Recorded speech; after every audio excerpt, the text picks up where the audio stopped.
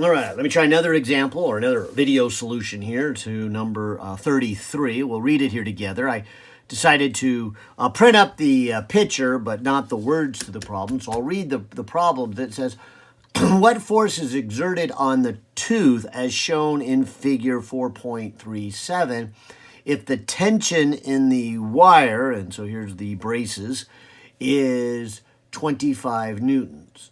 Note that the force applied to the tooth is smaller than the tension in the wire, but this is necessitated by practice considerations of how forces can be applied to the mouth. Okay, explicitly show how your steps follow the problem-solving strategy. So I guess I'm going to say this is not quite a Newton's second law because they never do ask for the acceleration of it.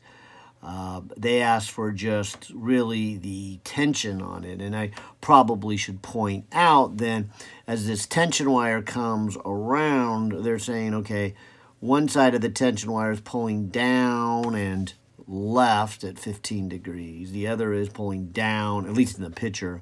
I don't mean down in terms of your mouth, but down in this picture, and then to the right.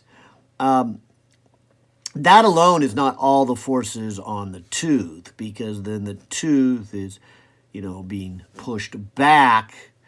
As you'll see, the X component of this tension wire cancel off, but the net vertical for this is down, and then the force from the gums, if you will, is pushing back. So if you wanted to know the acceleration of the tooth, you would have to include all the forces, and that's everything touching it, and that includes then the gum on the tooth. So I digress a little bit from the problem because they're not really going down the line of a full Newton's second law problem. They're just saying do a free body diagram. And so I'm going to put the tooth here and say, okay, I've got one force, and then they said a tension of 25. So I'll do 25 newtons. And then, of course, in my picture, it's angled down by 15 degrees. And then the other part of the wire, so the tension is pulling both directions here, and it's pulling with 25 at an angle of 15 degrees. And maybe it's obvious, but it's probably going to be worth going through the math. Just looking at these two, because these two contribute to the force from the braces. Again, ignoring all the forces, because, again, all the forces on the tooth would include, the mouth, the gum then on it. But this is just from the braces. I'm hoping you can see the X directions are going to come out to be 0. And so this particular setup right now would end up with a net force in the downward Y direction, nothing left and right. And so that would push the tooth in in this picture in a negative Y direction. And so presumably that kind of looks like to me where it needs to be pushed in order to get it into a better alignment. Some cases, though, you want, maybe the angle bigger here, so there is a net force along in an X direction, and that would move the tooth not just in the negative Y, but also in, say, the negative X. But let me go ahead and just use this and take advantage of what I've been trying to show you in a number of these is when it comes to our motion, we need to put our X and Y separately, including the forces here. And maybe it's worth coming back and maybe looking at just this one here that has a magnitude of 25 and pointing out that amount of force of 25 can be thought of as a force in the X direction and a force in the Y direction. And being an angle of 15, cosine of 15 degrees would be the force in the x direction over the force in the y direction. Now, I suppose I should also be careful with my signs, because this force that I'm drawing, which is both to the left and down, would really be a negative value for Fx as well as a negative value for Fy. But using my trigonometry, and I'd call this angles less than 90 so my first quadrant trigonometry, they all have to do with just the size of them. Oh, I'm sorry, I did not mean to put in the y direction. Hopefully that was bothering some of you. I meant to put the total of 25. It's the part I was getting to. The sine of 15 would be the magnitude of the y over the 25. And so just like we were doing a lot with projectile motion, figuring out how much of the velocity vector is in the x direction, we're going to play the same game here for the next few chapters and say how much of the force is in the x direction.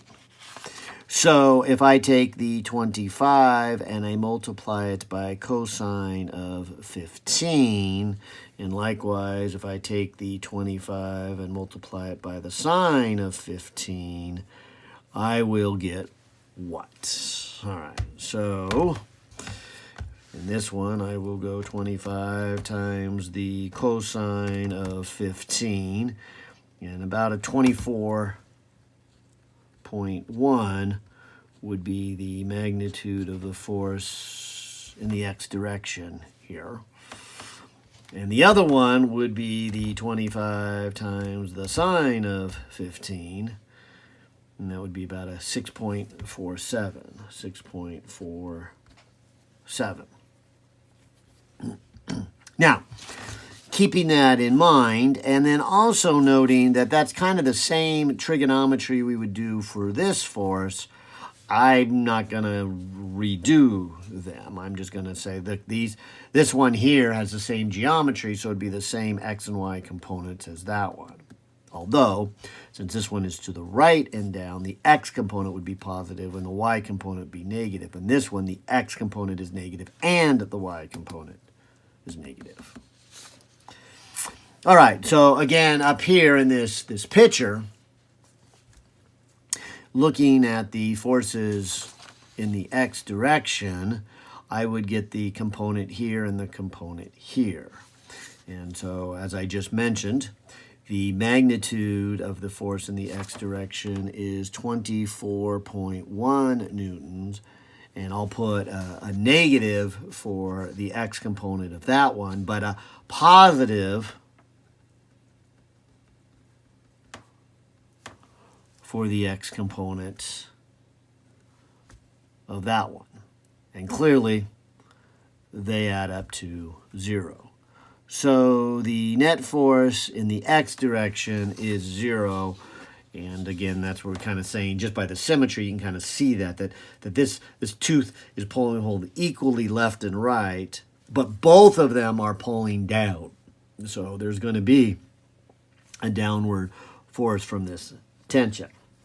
And I'm not sure I'd call it net force. How did they ask it? They said, find the force exerted on the tooth if the tension in the wire. So, and when they say force exerted on the tooth, I think they mean the total force from the braces only. And so, again, not the net force, because there would be another force from the gum here. All right. Now, in the y direction, I guess the first one would be a negative 6.47, and the other one would be another negative 6.4. Both of these have the same y component. Both of them are down, so both of them are going to be treated as a negative. So let's see, 6 and 6 is a 12. And the 4 and 4 make an 8, but there's going to carry one, so it's going to be a 9.4 newtons. And so the force, a negative, from the wire here, the braces, is in a downward direction in this picture, negative, with a force of almost 13 and a net force, or sorry, not, I don't want to say net force, but an X and Y force of 0. All right. Well, hope that one's useful. Bye now.